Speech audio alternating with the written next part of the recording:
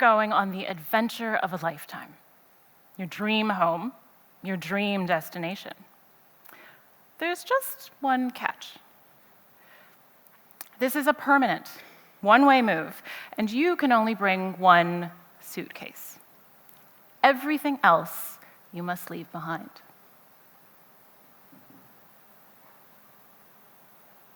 How do you feel about that?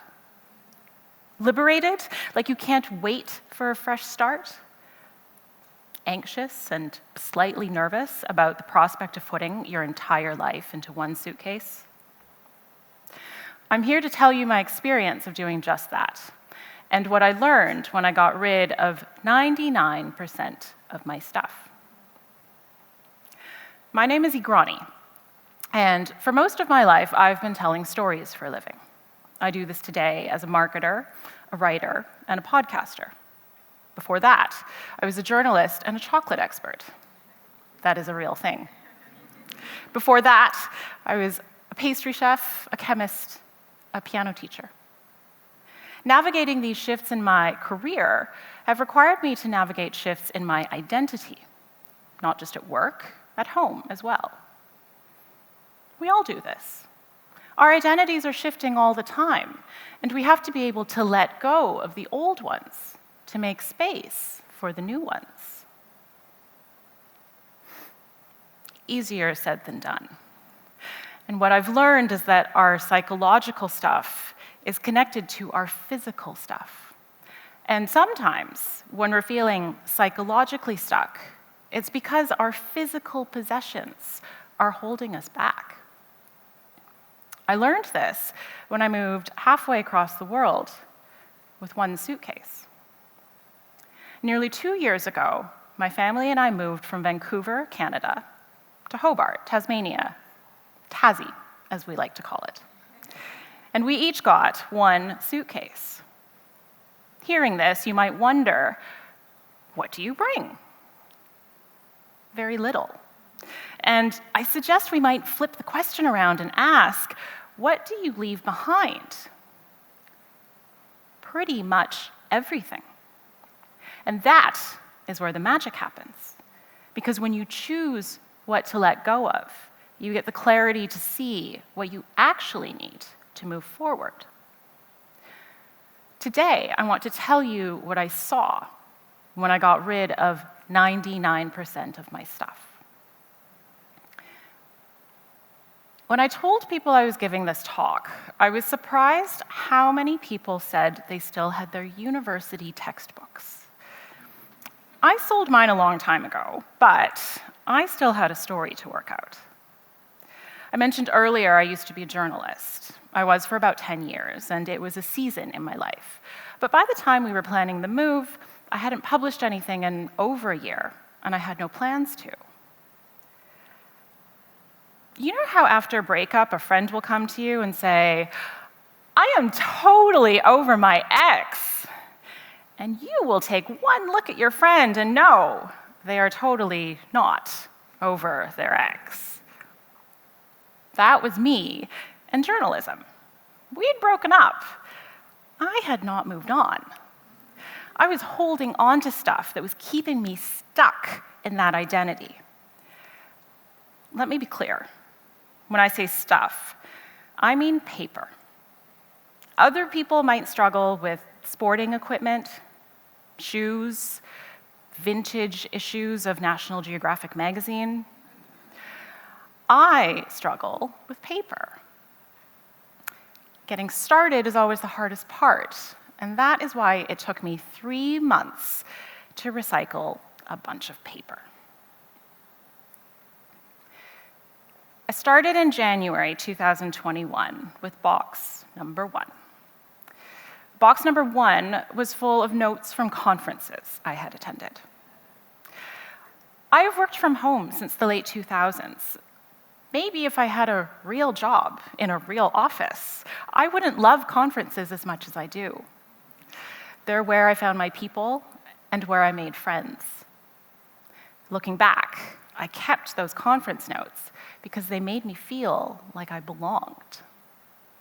You might have a hoodie from university, a bib from the first marathon you ran, To other people, it's just stuff. To you, it's a talisman that says you belong. I took box number 1, and I threw it in the recycling bin. In February 2021, I tackled box 2. Box 2 was full of event programs from things I had spoken at. Looking back, I kept them because they made me feel credible. You might have a letter of recommendation or a business card from a long-past employer. To other people, it's just stuff. To you, it's a talisman that says you're credible. I took box number 2, and I threw it in the recycling bin. In March 2021, I dealt with a shelf of paper. I was a print journalist, so every time I wrote a story, I had a magazine or a newspaper to show for it, and I would just add it to the shelf. That day in March, I pulled down the very first story I'd ever published. From 2009, 500 words about hot chocolate. I remember the version of me who wrote it. I felt terrified to contact the editor, horrified that she said yes, and nauseous the entire time I wrote it, sure that I was going to reveal myself as a complete and utter fraud. I also remember the prickle of electricity that went up and down my sternum the first time I saw it in print. I remember thinking, I want to do that again. And I did. I had all this paper to show for it. Looking back, I kept all that paper because it showed me how much I'd grown. Maybe this is why people keep their university textbooks. To other people, it's just stuff. To you, it's a talisman that shows you how far you've come. By this point in the process, I had started to slough off some of this identity. Box number 1 made me feel like I belonged, but I had thrown it in the recycling bin, and I still felt that way. Box number 2 made me feel credible, but I had thrown it in the recycling bin, and I still felt that way. So this day in March, I was able to look at this shelf of paper and see it for what it was. Paper. I took that paper and I threw it in the recycling bin. And on March 13th, 2021, I wrote this in my journal. Cut clips out of magazines and recycled my old life.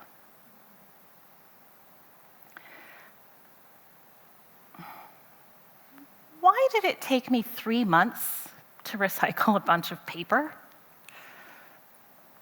2 reasons. 1, I needed time to grieve. When you do something for 10 years, it becomes part of you. When you're no longer that thing, there is a sense of loss. 2, I was afraid to let go. Because if I let go of being a journalist, I would have to face the question it left behind. Who am I now?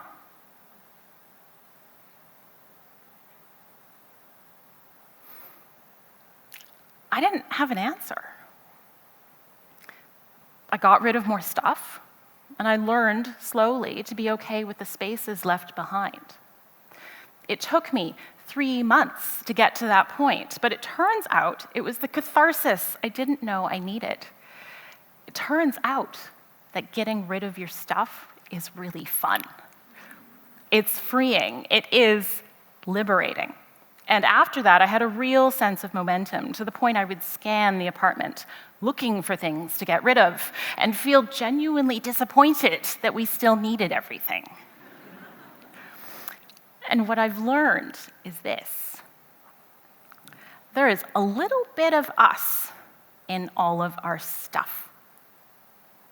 It felt like there were invisible strings tying me to every scrap of paper, every worn-out t-shirt, every book I had planned to read and didn't. And when I got rid of the things, I snipped the strings. Instead of my energy going out to my stuff, I could focus it in. And I could begin to answer that question. Who am I now?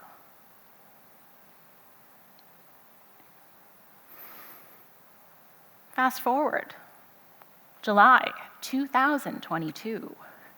We had sold, gifted, or donated every piece of furniture, every household appliance, every refrigerator magnet. We'd closed up the apartment, given away our car. We had gotten rid of 99% of our stuff. More important, we had reckoned with the old versions of ourselves contained within it. That last week in Vancouver, we stayed in a rental. Me, my family, our suitcases. It was the weirdest feeling. Like we were suspended between stories. We'd effectively written the end on the Vancouver chapter of our lives. But the Tassie chapter hadn't yet started. And in that space in between, it felt like anything was possible. I recognize that not everyone has the opportunity or the privilege to move internationally and restock their lives on the other end. I'm incredibly grateful that we were able to do that. My point is not that you should move internationally with just one suitcase. My point is that our identities are shifting all the time. We change jobs, have children, move house. You might swap knitting needles for crochet hooks. You might decide the marathons aren't so good for your knees, but this kayaking thing sounds kind of cool. Every shift in identity is an opportunity to ask, what am I choosing to keep? What am I choosing to let go of? Do my physical possessions reflect those choices?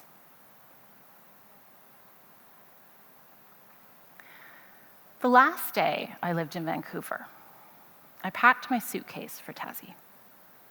I had consolidated those old versions of me.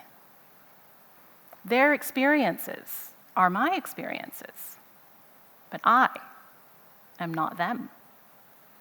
I am me. Now, when you go home tonight, I invite you to think about your hypothetical suitcase and what it might feel like to get rid of 99% of your stuff. What will you keep? What will you let go of?